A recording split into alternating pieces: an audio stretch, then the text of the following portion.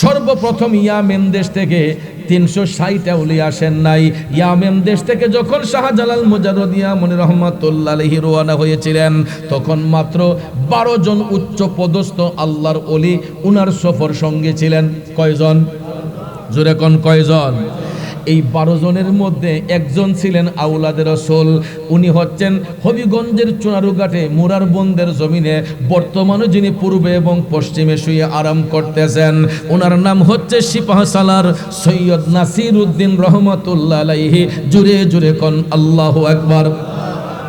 এই 360 আউলিয়ার অন্যতম সেনাপতি যিনি ইয়ামেন দেশ থেকে বাবা শাহজালালের সফর সঙ্গী হয়ে এসেছিলেন, 12 জন আল্লাহর ওলির মধ্য হতে উনি ছিলেন একজন আওলাদে রাসূল সিপাহসালার সৈয়দ নাসিরউদ্দিন রহমাতুল্লাহ আলাইহি।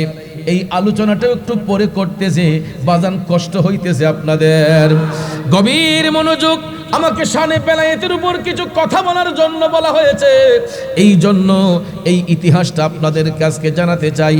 বাংলাদেশের মধ্যে আল্লাহর ওলি বাবা শাহজালাল কিভাবে আইসার দিনের কাজ আঞ্জাম দিয়েছেন।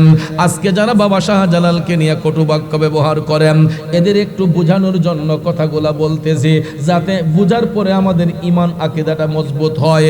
বাবাজিরা আমার, 12 জন উচ্চ পদস্থ আল্লাহর ওলি সৈয়দ আহমেদ কবির বাগিনার সফর সঙ্গী বানিয়ে দিলেন। এরই মধ্যে একজন হলো আওলাদে রাসূল সৈয়দ সিপাহসালার নাসিরউদ্দিন রহমাতুল্লাহ আলাইহি। এই 12 জনের কাফেলা নিয়ে বাবা শাহজালাল মামার স্নেহধন্যে থাকার পরে তিনি মামার কাছ থেকে বিদায় নিয়ে যখন সফরে রওনা হইলেন, ভারতবর্ষ থেকে ইয়ামেন দেশের দূরত্বটা কি কম? অনেক দূরের রাস্তা, কথা কোন ঠিক না বেঠিক? এখন হয়তো আমরা বিমান যুগে এক দেশ থেকে আরেক দেশে 5 ঘন্টা 6 ঘন্টায় চলে যাই, 8 ঘন্টায় চলে যাই।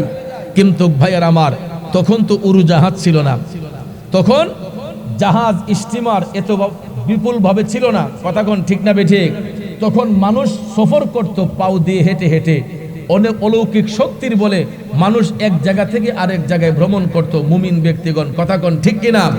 শাহজালাল মুজাররদি ইয়ামানি রহমাতুল্লাহ আলাইহি তিনি যখন ইয়ামেন দেশের মাটি হাতের মুঠো করে তিনি যখন 12 জনকে নিয়ে রওনা হলেন, ভারতবর্ষ আসা পর্যন্ত তিনি এক একটা জায়গায় এক একজন আল্লাহর ওলির দিদার পেয়েছেন। এক একটা জায়গায় এক একজন আল্লাহর ওলির দিদার পেয়েছেন, যার কারণে ওনার লোকেশন পাইতে আর কোনো সমস্যা হয়। একটা মাজার শরীফ আমি দেখতে পাই না, মাজার শরীফের গম্বুজটা ভেঙে ফেলেছে। আমার দেখি কলিজার মধ্যে একটা চিপ মারছে, হারে একজন আল্লাহর ওলি এখানে শায়িত, কিন্তু মাজারের গম্বুজটা ভেঙে দিয়েছে, না জানি কোন কোলাঙ্গাররা। এ বাবাজিরা আমার, বন্ধুরা আমার, একটা কথা ভুলে গেলে চলবে না, এই দেশ কিন্তু ওলি আল্লাহর দেশ, এই দেশ কিন্তু সুফিবাদীদের দেশ। এই দেশের মধ্যে ইসলাম এনেছেন আল্লাহর ওলিগণ। এই দেশের মধ্যে কোনো নবীজির মাধ্যমে ইসলাম আসে নাই।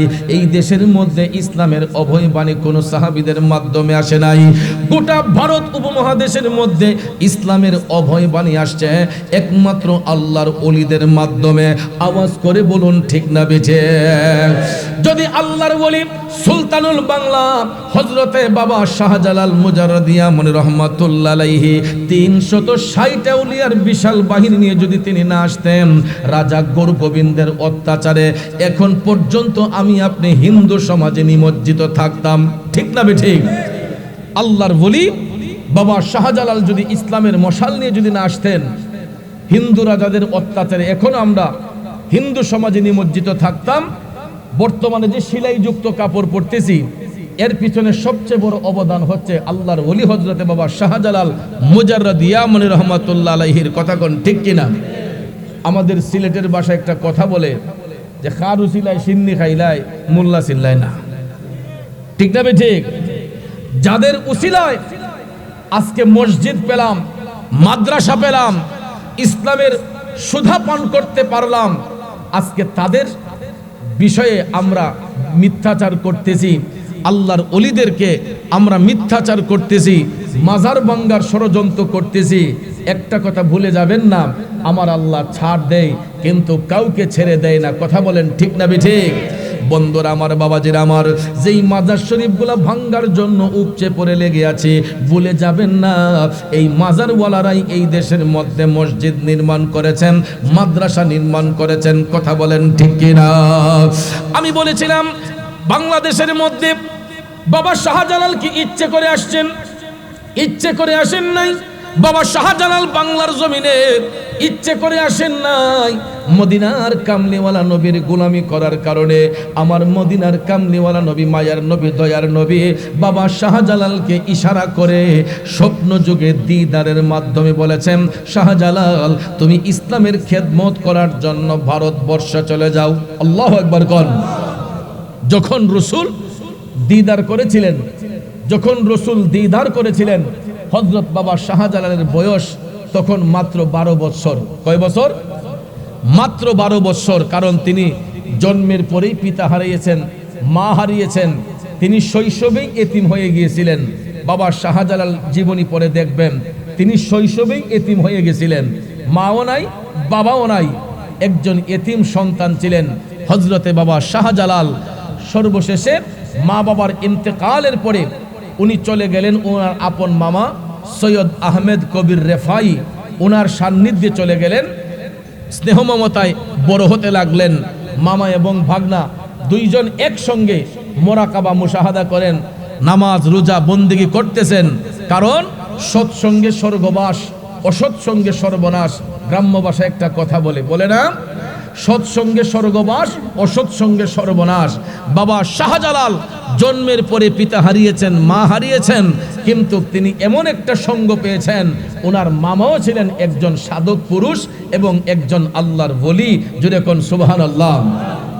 নবীর বংশের উত্তরসূরি সৈয়দ আহমেদ কবির রেফাই বাবা শাহজালালের আপন মামা, মামা এবং ভাগিনা দুইজন যখন রেওয়াজত করতেছেন, বন্দেগী করতেছেন, রাতের বেলা হযরতে শাহজালাল এশারের নামাজ পড়ে তাহাজ্জুদের পূর্ব মুহূর্তে তিনি ঘুমের মধ্যে চলে গেলেন।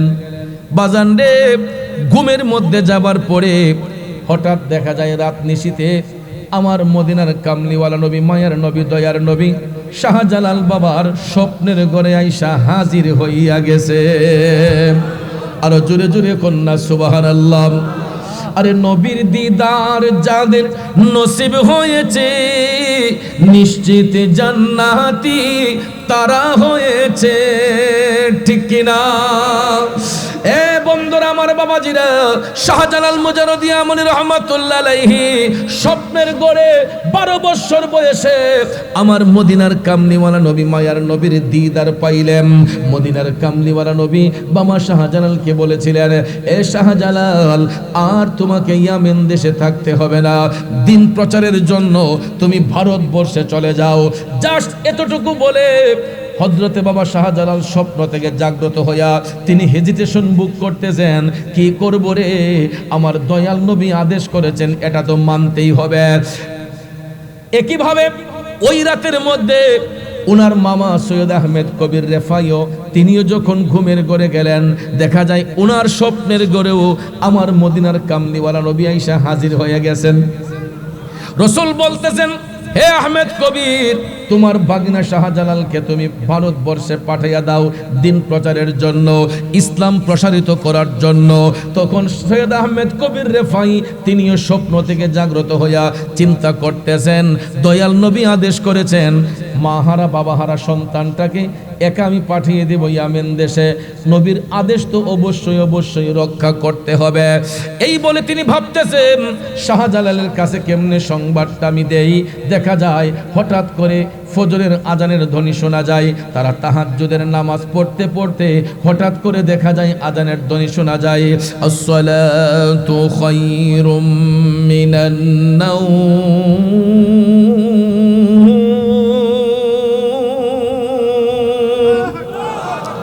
ঘুম থেকে নামাজ ভালো, ঘুম থেকে নামাজ ভালো। এই শব্দটা শোনার সঙ্গে সঙ্গে বাবা শাহজালাল চলে গেলেন ফজরের নামাজ পড়ার জন্য। সৈয়দ আহমেদ কবির রেফাই তিনিও গেলেন নামাজ পড়ার জন্য। মামা এবং ভাগনা জামাতের সহিত ফজরের নামাজ আদায় করলেন। আদায় করার পরে হযরতে বাবা শাহজালাল মামার কদমে যাইয়া তিনি সালাম পেশ করলেন। তারপরে বলতেছেন, মামা আমি গত রাতে দয়াল নবীর স্বপ্নে দেখেছি। আরো জোরে কন্যা সুবহানাল্লাহ। সৈয়দ আহমেদ কবির ডাক দিয়ে বলতেছে, শাহজালাল বলো কি? আমিও তো গত রাতে মায়ার নবীর স্বপ্ন দেখছি। এখন দেখা যায় মামা স্বপ্ন দেখছে, বাগিনাও একই স্বপ্ন দেখছে। সৈয়দ আহমেদ কবির রেফাই ডাক দিয়ে বলতেছে, শাহজালাল তুমি কি দেখেছো? তখন শাহজালাল বাবা বলতেছেন, মামা আমি দয়াল নবীর স্বপ্নে দেখেছি রাসূল আমাকে আদেশ করেছেন ইসলামের খেদমত করার জন্য ভারতবর্ষে যাইতে। সঙ্গে সঙ্গে সৈয়দ আহমেদ কবির টপ টপ করে চোখের পানি ছেড়ে কান্না শুরু করে দিয়ে বলতেছেন, শাহজালাল আমিও তো নবীজির স্বপ্ন দেখেছি। দয়াল নবী আমাকে বলেছেন, আহমেদ কবির তোমার বাগনা শাহজালালকে ভারতবর্ষে দিনের খেদমতের মধ্যে উৎসর্গ করে দাও।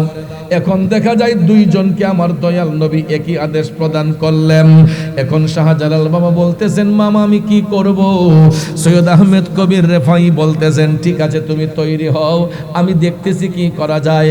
শাহজালাল মুজারদিয়া মনি রহমাতুল্লাহ আলাইহি তিনি যখন তৈরি হলেন সফরের উদ্দেশ্যে বের হবেন, এমন সময় শাহজালাল মুজারদিয়া মনি রহমাতুল্লাহ আলাইহি হাতের মধ্যে এক মুষ্টি ইয়ামেন দেশের মাটি দেওয়া হইল। কি দেওয়া হলো? এক মুষ্টি মাটি দেওয়া হলো। এ শাহজালাল এই মাটি তোমার হাতের মুষ্টির মধ্যে রাখো। এই মাটির মিল তুমি যেখানে পাইবা সেখানে তোমার দিন প্রচারের জায়গা হবে। সেই জায়গা থেকেই তুমি দিনের কাজ প্রসারিত করবা। এই মাটির মিল যতক্ষণ না পাইবা ততক্ষণ তোমার যাত্রা যেন বন্ধ না হয়, তুমি যাইতেই থাকবা। মাটির মিল যেখানে পাইবা সেখান থেকেই তুমি দিনের কাজ প্রসারিত করবা। তখন শাহজালাল বলতেছেন, মামা আমি একা একা যাই কেমনে, আমাকে কিছু সফর সঙ্গী দেন। তখন ভাইয়ার আমার সর্বপ্রথম ইয়ামেন দেশ থেকে 360 আউলিয়া আসেন নাই। ইয়ামেন দেশ থেকে যখন শাহজালাল মুজারদিয়া মনি রহমাতুল্লাহ আলাইহি রওনা হয়েছিলেন তখন মাত্র 12 জন উচ্চ পদস্থ আল্লাহর ওলি উনার সফর সঙ্গী ছিলেন। কয়জন? জোরে কোন কয়জন? এই 12 জনের মধ্যে একজন ছিলেন আউলাদের রাসূল। উনি হচ্ছেন হবিগঞ্জের চুনারুঘাটে মুরার বন্দের জমিনে বর্তমানে যিনি পূর্বে এবং পশ্চিমে শুয়ে আরাম করতেছেন, ওনার নাম হচ্ছে সিপাহসালার সৈয়দ নাসির উদ্দিন রহমাতুল্লাহ আলাইহি। জুড়ে জুড়ে কোন আল্লাহু আকবার। এই 360 আউলিয়ার অন্যতম সেনাপতি যিনি ইয়ামেন দেশ থেকে বাবা শাহজালালের সফর সঙ্গী হয়ে এসেছিলেন 12 জন আল্লাহর ওলির মধ্যে হতে উনি ছিলেন একজন আউলাদের রাসূল সিপাহসালার সৈয়দ নাসির উদ্দিন রহমাতুল্লাহ আলাইহি। এই আলোচনাটা একটু পরে করতেছে, বাজান কষ্ট হইতেছে আপনাদের। গভীর মনোযোগ, আমাকে শানে বেলায়েতের উপর কিছু কথা বলার জন্য বলা হয়েছে। এই জন্য এই ইতিহাসটা আপনাদের কাছে জানাতে চাই। বাংলাদেশের মধ্যে আল্লাহর ওলি বাবা শাহজালাল কিভাবে আইসা দিনের কাজ আঞ্জাম দিয়েছেন। আজকে যারা বাবা শাহজালালকে নিয়ে কটু বাক্য ব্যবহার করেন এদের একটু বোঝানোর জন্য কথাগুলা বলতেছি, যাতে বুঝার পরে আমাদের ঈমান আকীদাটা মজবুত হয়। বাবাজিরা আমার 12 জন উচ্চ পদস্থ আল্লাহর ওলি সৈয়দ আহমেদ কবির ভাগিনার সফর সঙ্গী বানিয়ে দিলেন। এরই মধ্যে একজন হলো আউলাদের রাসূল সৈয়দ সিপাহসালার নাসির উদ্দিন রহমাতুল্লাহ আলাইহি। এই 12 জনের কাফেলা নিয়ে বাবা শাহজালাল মামার স্নেহধন্যে থাকার পরে তিনি মামার কাছ থেকে বিদায় নিয়ে যখন সফরে রওনা হইলেন, ভারতবর্ষ থেকে ইয়ামেন দেশের দূরত্বটা কি কম? অনেক দূরের রাস্তা, কথা কোন ঠিক না বেঠিক? এখন হয়তো আমরা বিমান যুগে এক দেশ থেকে আরেক দেশে 5 ঘন্টা 6 ঘন্টায় চলে যায়, 8 ঘন্টায় চলে যায়।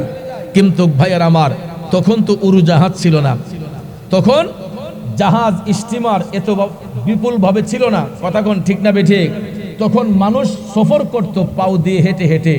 অনেক অলৌকিক শক্তির বলে মানুষ এক জায়গা থেকে আরেক জায়গায় ভ্রমণ করত, মুমিন ব্যক্তিগণ, কথা কোন ঠিক কিনা? শাহজালাল মুজারদিয়া মনি রহমাতুল্লাহ আলাইহি তিনি যখন ইয়ামেন দেশের মাটি হাতের মুঠো করে তিনি যখন 12 জনকে নিয়ে রওনা হলেন, ভারতবর্ষ আসা পর্যন্ত তিনি এক একটা জায়গায় এক একজন আল্লাহর ওলির দিদার পেয়েছেন। এক একটা জায়গায় এক একজন আল্লাহর ওলির দিদার পেয়েছেন, যার কারণে ওনার লোকেশন পাইতে আর কোনো সমস্যা হয়। আমরা যখন বিশ্ব ভ্রমণ করি তখন দেখবেন আমাদেরকে গাইডনেস করে গুগল সফটওয়্যার। কি গাইডনেস করে? Google software. আকাশপথ বলেন, সমুদ্রপথ বলেন, নদীপথ বলেন, স্থলপথ বলেন, প্রত্যেকটা পথে আমাদেরকে একটা সফটওয়্যার গুগল এটা আমাদেরকে হেল্প করে। কিভাবে? যেমন আমি হবিগঞ্জ থেকে সনসারা আসবো, ভৈরব সনসারা, হবিগঞ্জ থেকে যদি আমি রাস্তা নাও চিনি, একটা ব্যক্তিকে জিজ্ঞেস করতে হবে না। আমি গুগল ম্যাপে যখন সার্চ দেব ভৈরব সনসারা লিখে, তখন ভাইয়ার আমার হবিগঞ্জ থেকে আমাকে গুগল সফটওয়্যার হেল্প করতেছে যে কত ঘন্টা সময় লাগবে এবং রাস্তায় কোন জায়গার মধ্যে জ্যাম আছে, কোন জায়গাটা ক্লিয়ার আছে, এটা পর্যন্ত গুগল সফটওয়্যার আমাকে আপনাকে গাইডনেস করতেছে। এটা কি আপনারা বিশ্বাস করেন? আকাশপথে উড়োজাহাজগুলো উঠতেছে, কোনো কুল কিনারা আছে? এক দেশ থেকে আরেক দেশে সময় নির্ধারণ করে দিচ্ছে গুগল সফটওয়্যার, সময় নির্ধারণ করে দিচ্ছে গুগল সফটওয়্যার। বাংলাদেশ থেকে বিমানটা কয় ঘন্টায় জেদ্দা যাবে, দুবাই যাবে, ওমান যাবে, কাতার যাবে, লন্ডন, আমেরিকা, কোন দেশে বিমানটা কখন যাবে, কত ফিট উপর দিয়ে যাবে, এটা পর্যন্ত গুগল সফটওয়্যার আমাদেরকে গাইডনেস করতেছে, আমাদেরকে জানিয়ে দিচ্ছে। বিমানে যে আমরা বসি, বিমানটা কতটুক উপরে আছে এটাও গুগল সফটওয়্যার দেখাচ্ছে, কয় ঘন্টা সময় লাগতেছে এটা দেখাচ্ছে, রাস্তা কোন দিকে যেতে হয় এটা দেখাচ্ছে, কোন দিকে রিস্ক এটাও দেখাচ্ছে। তাহলে আপনারা বলুন, গুগল সফটওয়্যার একজন মানুষ তার জ্ঞানকে প্রয়োগ করে এই সফটওয়্যারের আবিষ্কার করছে। কথা কোন ঠিক না ঠিক? তাহলে একজন বিজ্ঞানী যদি রিসার্চ করে, গবেষণা করে, একটা গুগল সফটওয়্যার আবিষ্কার কইরা গোটা পৃথিবীটা তার নিয়ন্ত্রণে রাখতে পারে, একজন আল্লাহর ওলি কোরআন হাদিস রিসার্চ করে গোটা বিশ্ব ভ্রমণ করার ক্ষমতা রাখে কি রাখে না? এই বিশ্বাস আপনাদের আছে না নাই? বাবাজিরা আমার, বন্ধুরা আমার, আল্লাহর ওলিগণ, বাবা শাহজালাল মুজাররদ যখন তিনি ভারতবর্ষে আসলেন তখন তো কোনো উন্নত রাস্তাঘাট ছিল না, তখন তো কোনো উন্নত রাস্তাঘাট ছিল না, উড়োজাহাজ ছিল না, জাহাজ, স্টিমার, লঞ্চ এইগুলা ছিল না। বাবা শাহজালাল ঐশ্বরিক শক্তির বলে, কারামতি শক্তির বলে ভারতবর্ষ আসা পর্যন্ত এক একটা জায়গায় এক একটা লোকেশন পাইয়া বাবা শাহজালাল 360 জনের একটা কাফেলা নির্মিত করলেন। 360 জনের একটা কাফেলা তিনি সম্মিলিত করলেন ভারতবর্ষ থেকে তিনি আসা পর্যন্ত, ইয়ামেন দেশ থেকে ভারতবর্ষ আসা পর্যন্ত 360 জনের একটা কাফেলা হয়েছে। ভারতবর্ষে আইসা হিন্দের সুলতান, হিন্দের রাজা সানজিরি আজমেরি খাজা মঈনুদ্দিন চিশতি ওনাকে লোকেশন দিলেন। লোকেশন দেওয়ার পরে তিনি হযরতে বাবা খাজা মঈনুদ্দিন চিশতি রহমাতুল্লাহ আলাইহির সঙ্গে দিদার হয়েছে, সাক্ষাৎ হয়েছে। সুবহানাল্লাহ।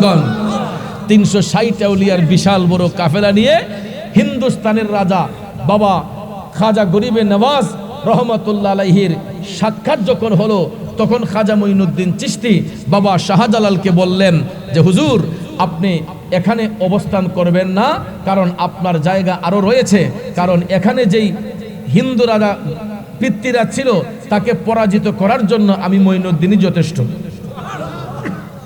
তখন তিনি পরামর্শ দিলেন যে শ্রীহট্টে একজন আউলাদ রসুল, শ্রীহট্টে একজন আউলাদ রসুল যিনি ইসলামের অভয়বাণী প্রচার করতেছেন কিন্তু প্রকাশ্যে করতে পারছেন না, তিনি গোপনে গোপনে ইসলামের শাসনগুলা তিনি কায়েম করতেছেন, ইসলামের বিধানগুলা পালন করতেছেন। ওনার নাম হচ্ছে সৈয়দ বুরহানুদ্দিন রহমাতুল্লাহ আলাইহি, যিনি সুরমা নদীর পাড়ে উপশহর রোড দিয়ে যাওয়ার সময় ব্রিজটা পার হয়ে হাতের ডান পাশে গিয়ে বা গুগলে সার্চ দিবেন সৈয়দ বুরহানুদ্দিন। ভাইয়ার আমার, তিনি বাংলাদেশের সর্বপ্রথম মুসলিম ব্যক্তি ছিলেন, মুসলিম পরিবার ছিলেন, এবং বাংলাদেশের মধ্যে সর্বপ্রথম মুসলিম শহীদ হলো ওনার কলিজার টুকরা সন্তান শিশু গুলজারে আলম। শিশু গুলজারে আলম বাংলাদেশের সর্বপ্রথম শহীদ মুসলমান। কারণ ব্যক্তি স্বার্থে নয়, নিজের স্বার্থে নয়, ইসলামের স্বার্থে আকিকার গোশতের একটা হাড্ডি রাজা গৌরগোবিন্দের বাড়ির সামনে পড়ার কারণে পিতার সামনে এই রাজা গৌরগোবিন্দ শিশু গুলজারে আলমকে গলা কেটে জবাই করেছে। নাউজুবিল্লাহ বলেন। কারবালার মাধ্যমে যেই রকম ভাবে আহলে বায়াতের স্মৃতিচারণে ইসলামের সুদা আমরা পেয়েছি, বাংলাদেশের মধ্যে ইসলামটা শিশু গুলজারে আলমের রক্তের বিনিময়ে পেয়েছি। খাজা মঈনুদ্দিন চিশতি বললেন, ও শাহজালাল, আপনি শ্রীহট্ট অভিমুখে যান। কারণ সিলেটের পূর্ব নাম ছিল শ্রীহট্ট। হট্ট মানে গন্ডগোল, হট্ট মানে কি? গন্ডগোল। তিনি বলতেছেন আপনি শ্রীহট্ট অভিমুখে যান, কারণ সেখানে রাজা গৌরগোবিন্দ মুসলিমদের উপর নির্যাতন করতেছে, আপনি ওই দিকে রওনা করেন। তখন তিনি লোকেশন বলে দিলেন। এই লোকেশন অনুযায়ী তিনি বুরহানুদ্দিন রহমাতুল্লাহ আলাইহিকে মুরাকাবার ঘরে পাইয়া বুরহানুদ্দিন রহমাতুল্লাহ আলাইহি তিনি রাস্তা দেখালেন। তখন বাবা শাহজালাল সেই ইয়ামেন দেশ থেকে রওনা হয়ে ভারতবর্ষ পাড়ি দিয়ে আস্তে আস্তে আস্তে সুরমা নদীর তীরবর্তী স্থানে যখন আসলেন, ওনার 360 জনের একজনের নাম হচ্ছে চাশনি পীর। নাম কি? চাশনি পীর। চাশনি পীর নাম হলো কেন? সুরমা নদীর পাড়ের মাটি বাবা শাহজালাল মুজাররদ ইয়ামনি রহমাতুল্লাহ আলাইহির হাতের মাটি তিনি জিহ্বার মধ্যে লাগিয়ে টেস্ট করেছিলেন, যেটাকে সয়েল টেস্ট বলা হয়। কি টেস্ট বলা হয়? বর্তমানে বিজ্ঞানীরা দেখবেন অনেক অণুবীক্ষণ যন্ত্র দিয়ে সয়েল টেস্ট করে, মাটির গভীরতা, এখানে ব্রিজটা কতটুকু মজবুত হবে, ভিত্তিপ্রস্তরটা কতটুকু মজবুত হবে, সয়েল টেস্ট করে এটা ইঞ্জিনিয়ার সাহেবরা আমাদেরকে রেজাল্ট দেন। আর আল্লাহর ওলিগণ কেমন ইঞ্জিনিয়ার দেখেন, হযরতে চাশনি পীর রহমাতুল্লাহ আলাইহি উনার জিহ্বার মধ্যে লাগায়া তিনি সয়েল টেস্ট করেছেন। তিনি বলতেছেন বাবা শাহজালালকে যে হুজুর মাটির মিল পেয়ে গেছি। আপনার হাতের মুষ্টির যেই মাটি, সুরমার পাড়ের মাটি, হুজুর এই মাটির মধ্যে একই স্বাদ একই গন্ধ। তখন বাবা শাহজালাল বললেন, তাইলে আমার মামা সৈয়দ আহমেদ কবির রেফাই বলেছেন, মাটির মিল যেখানে পাওয়া যাবে সেখান থেকে ইসলাম প্রসারিত হবে, সেখান থেকে আমি ইসলামের খেদমত করতে। তখন তিনি সবাইকে বললেন আমরা এখানে অবস্থান করব। তখন বুরহানুদ্দিন রহমাতুল্লাহ আলাইহি উনাকে রিসিভ করলেন। সবাই যখন সুরমা নদীর পাড়ে অবস্থান করলেন, এমন সময় নদীর ঘাটের মাঝিগুলা এরা যখন দেখলো যে অনেক বড় মুসলিমদের একটা কাফেলা, কারণ 300 লোক তো বাড়ির কাছে নয়, 300 লোক যদি এখানে দাঁড় করানো হয়, মোটামুটি একটা কাফেলা যে এখানে আছে এটা বোঝা যাবে কি যাবে না?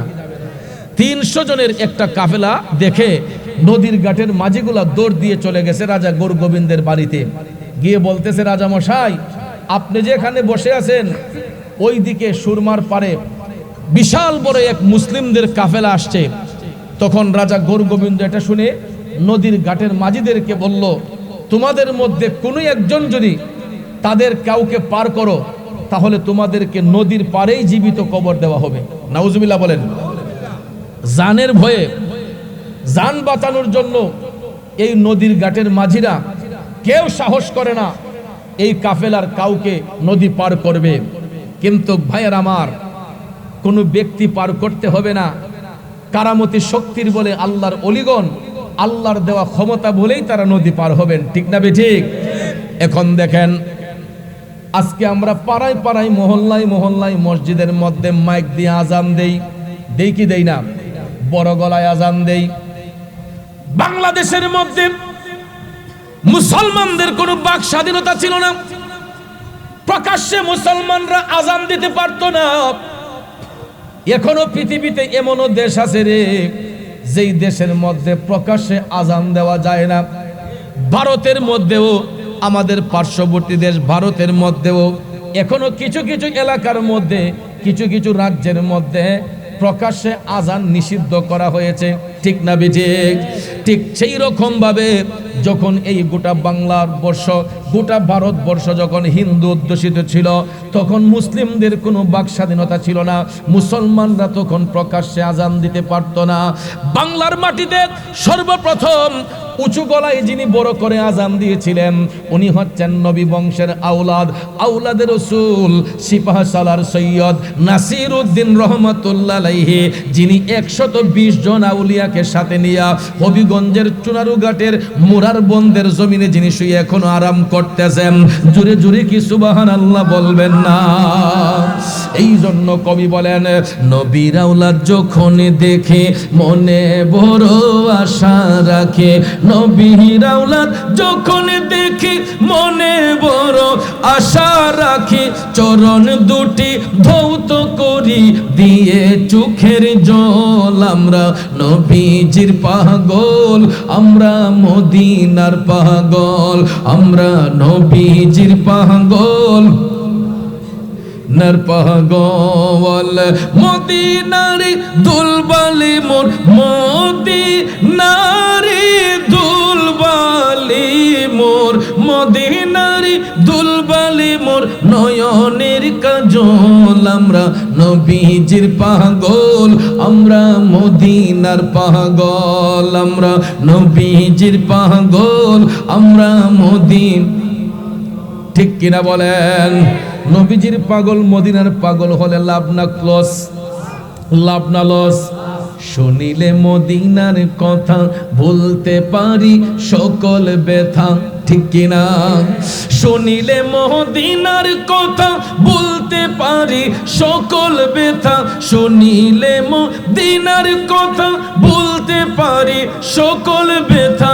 বুকের ভেতর ভেসে ওঠে প্রেমানন্দের ঢোল। আমরা নবীজির পাগল, আমরা মদিনার পাগল, আমরা নবীজির পাগল, আমরা মদিনার পাগল। ঠিক না বেঠে বন্ধু? বাবা শাহজালাল সুরমা নদীর পারে যখন অবস্থান করলেন, হঠাৎ করে আসরের ওয়াক্ত শুরু হয়ে গেল। আসরের ওয়াক্ত যখন শুরু হয়ে গেল, বাবা শাহজালাল এজাজত দিলেন, ও সৈয়দ নাসিরউদ্দিন, আপনি তো নবীর বংশের আওলাদ, এই বাংলার জমিনে শ্রীহট্টের জমিনে আপনার আজানের ধ্বনি দিয়া ইসলামের কাজ প্রসারিত হবে। তখন আওলাদের রাসূলকে নির্দেশ দেওয়ার সঙ্গে সঙ্গে সিপাহ সালার সৈয়দ নাসিরউদ্দিন রহমাতুল্লাহ আলাইহি কেবলামুখী হইয়া সর্বপ্রথম বড় গলায় এই বাংলার জমিনে আজানের ধ্বনি দিয়ে বলছিলেন, আল্লাহু আকবার,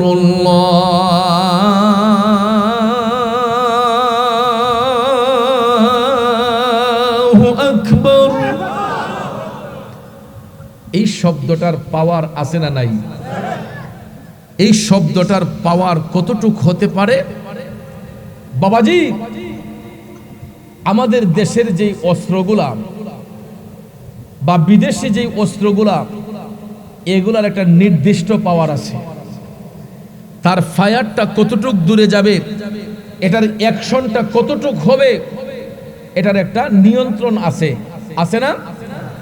কিন্তু আল্লাহু আকবার এটা এমন একটা শক্তিশালী অস্ত্র, এটার পাওয়ার কতটুক হতে পারে একমাত্র আল্লাহু আ'লামু, আল্লাহ তাআলাই ভালো জানেন। ঠিক না ঠিক?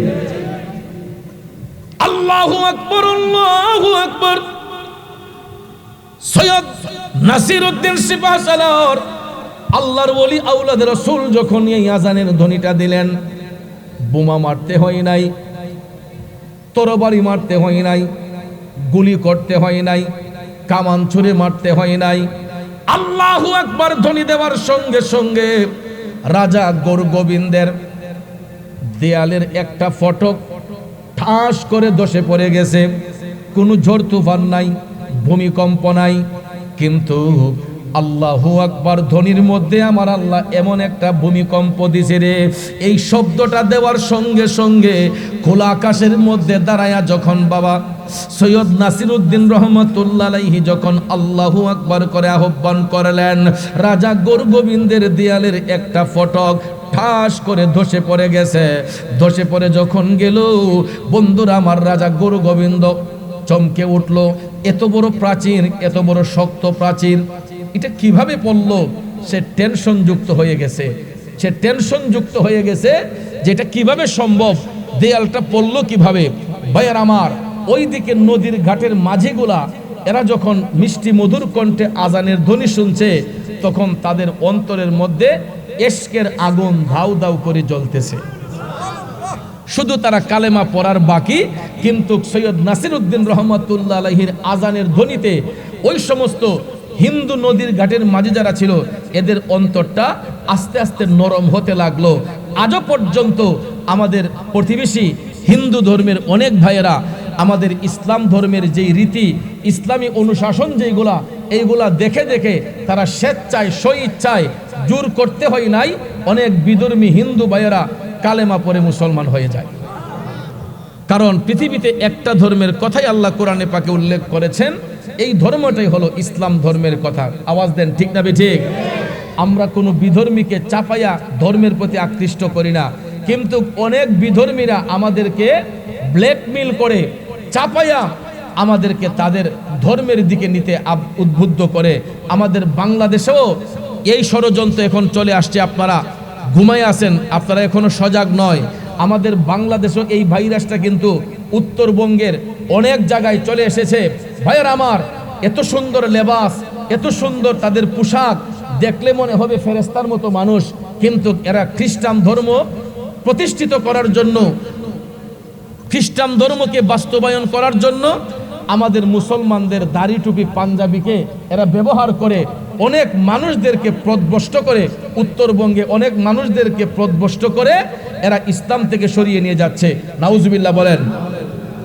কিন্তু আমরা এখনো মায়ের পেটে আছি, কারণ আমরা এখন পর্যন্ত বিশেষ করে কয়েকটা ডিস্ট্রিক্ট, যেমন সিলেট পুরাটা বিভাগ এবং কিশোরগঞ্জ জেলা, আপনারা ভৈরব সহ, ব্রাহ্মণবাড়িয়া জেলা সহ, কুমিল্লা জেলা সহ, এই এলাকার, বিশেষ করে এই সমস্ত এলাকার, চট্টগ্রাম সহ আমাদের এই সাইডের মানুষগুলা সুফিমনা মানুষ, তরিকত প্রেমিক মানুষ, আমরা আল্লাহর ওলিদেরকে ভালোবাসি।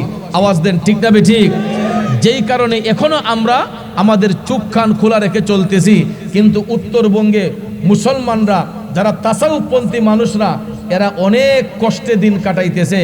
এদের চোখের সামনে দিয়া কিছু কিছু বাতিল ফেরকারা, এরা ইসলামের অনুশাসনকে নষ্ট করার জন্য, সুফিবাদকে নষ্ট করার জন্য, আল্লাহর ওলিদের দামান থেকে সরে যাওয়ার জন্য এরা দাড়ি টুপি জুব্বা এটাকে মডেল বানাইয়া এরা ইমানের বাজারে আগুন লাগাই দিতেছে। কথা কয় না? এই জন্য আমাদেরকে সজাগ থাকতে হবে। আজও পর্যন্ত মুসলিম ধর্মের কোনো ভাই কোনো বেদিনকে স্বেচ্ছায় ইসলাম এই জোর করে ইসলাম ধর্মে আনে নাই, তারা স্বেচ্ছায় কালেমা পড়ে মুসলমান হয়েছে। কথা কোন ঠিক কিনা? আমাদের দেশেও ইতিমধ্যে আমার মাধ্যমে 2-4 জন লোক কালেমা পড়ে মুসলমান হয়েছে। আমি অধম গুনাহগারের মাধ্যমে 2-4 জন হিন্দু ভাই তারা স্বেচ্ছায় মুসলমান হয়েছে। এর মধ্যে আপনাদের কিশোরগঞ্জ জেলায় মিঠামন থানায় একজন প্রাইমারি টিচারও, তিনি আমার মাধ্যমে তিনি কালেমা পড়ে মুসলমান হয়েছেন। আলহামদুলিল্লাহ বলেন। তো এরকম ভাবে আমাদের সুন্নি আকাবেরদের মধ্যে পক্ষ থেকে শুভেচ্ছা, স্বাগতম। তাহরি হুজুরের আগমন, সম্মানিত উপস্থিতি, আমরা এতক্ষণ যার জন্য অপেক্ষিত তাহেরি হুজুর, আমরা আপনাদেরকে আগেই বলেছি যে উনি আরেকটি মাহফিল করেছেন, ওখান থেকে